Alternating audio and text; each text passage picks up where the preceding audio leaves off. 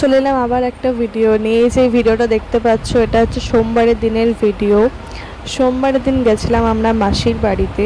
তো দেখতে পাচ্ছ মাসির বাড়িতে চলে এসেছি, আর তারপরে মেহমান আসতে শুরু করে দিল। ফার্স্ট মেহমান হচ্ছে আমরা আগে আসি।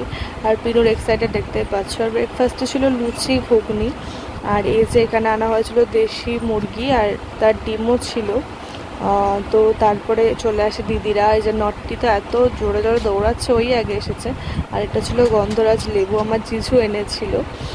আর এই যে বাবানের জন্য এই জামাটা আমি সেদিনকে কিনেছিলাম, আর সেটাই ওকে পরে দেখছিলাম যে ঠিক আছে নাকি, পরিয়ে দেখাচ্ছিলাম। আর এদিকে আমাদের দুপুরে ছিল পটল ভাজা, ডাল, কলাইয়ের ডাল, আর তার সাথে দেশি মুরগি। আর এদিকে জি দাদা করছিল লস্যি। তো সবাই মিলে একসাথে লস্যি খাওয়া। আর এদিকে বাবানের কাজ দেখো, আমি ভিডিও করছি, ও কখন আমার ছবি তুলে নিয়েছে। যাই হোক, ছবিটা কিন্তু ভালোই তুলেছিল।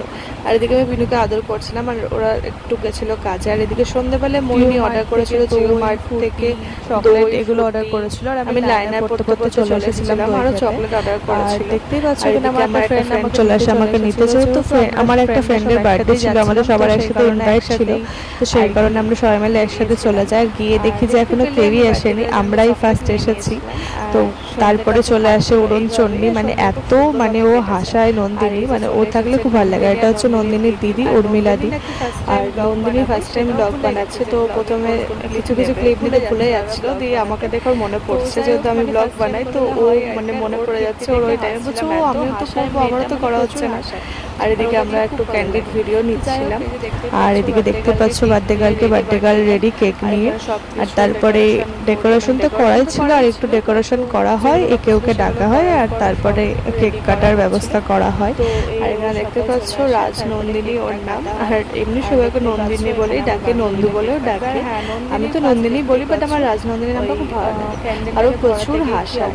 আর এদিকে দেখতে পাচ্ছ বার্থডে গার্ল কেক কাটছে। বার্থডে গার্লের অবস্থা তো একটু পরে প্রচণ্ডই খারাপ হয়ে যাবে, মানে ড্রেসটার আর কিছু থাকলো না সত্যি। আর আমার বান্ধবীর কাজ একটু আগে দেখতে পেলে, যে ক্যান্ডেলটা ধরাতে গিয়ে পেছনে আগুন লাগিয়ে দিচ্ছিল, ওর কাজ ওই রকমই। আর এদিকে আমাদের মনে হচ্ছিল যে স্নোফল হচ্ছে, আমরা এমন টাইমে ভিডিওটা করেছিলাম। আর এদিকে সোনালি আমাকে কেক খাইয়ে দিচ্ছিল, আমি বলছিলাম যে ক্রিমটা দিস না, একে যা মোটা হয়ে যাচ্ছে। তো ওকে তো ভালো করে কেক খাওয়ানো হয়েছে, ওর অবস্থাটা দেখতেই পাচ্ছ কি অবস্থা হয়ে গেছে, ঠুসে কেক খাওয়ানো হচ্ছিল। আর এদিকে আমাকে নন্দিনী আবার একটু কেক খাইয়ে দেয়। আর এই দেখো নন্দিনীকে একবার দেখো, ভিডিও করছিলাম সোনালির, আর ও দেখো ভিডিওর মধ্যে কি করছে। ওর কোনো মানে লজ্জা বা কোনো কিছু মানে ওর নেই। মানে আমরা যেমন বলি না এরকম ভাবে ভিডিও করবি না, একটু ভালোভাবে নেই বা কিছু, ওর মানে কোনো যাই আসে না, প্রচুর ফ্র্যাঙ্কলি, এটাই ভালো। যাই হোক, আর ওকে দেখলে কীভাবে সবাই ঠুসে কেক খাওয়াচ্ছিল। আর এই ছিল চিপস, সালাড, এদিকে ছিল ফ্রাইড রাইস, আর তার সাথে ছিল পনিরের একটা আইটেম, আর তার সাথে ছিল ডাল, ভাত, চিকেন, পায়েস, মিষ্টি, চাটনি। তো আমরা খেতে বসে এত হাসছিলাম। যাই হোক, কোনো রকমভাবে খাই। আর তারপরে বার্থডে গার্লকে এটাই বলছিলাম যার কিছুক্ষণ, আর সবাই মিলে একসাথে টাটা করে নিচ্ছিলাম। দেন বার্থডে গার্লকে জড়িয়ে ধরে বাই বলি, তারপরে নন্দিনীকে বলি। আর নন্দিনী যেহেতু ব্লগ বানাচ্ছে, আমিও বানাচ্ছি, তো দুজন একসাথে করছিলাম। আর তারপরে চলে যাচ্ছিলাম বাড়িতে। এই ছিল ভিডিও, টাটা।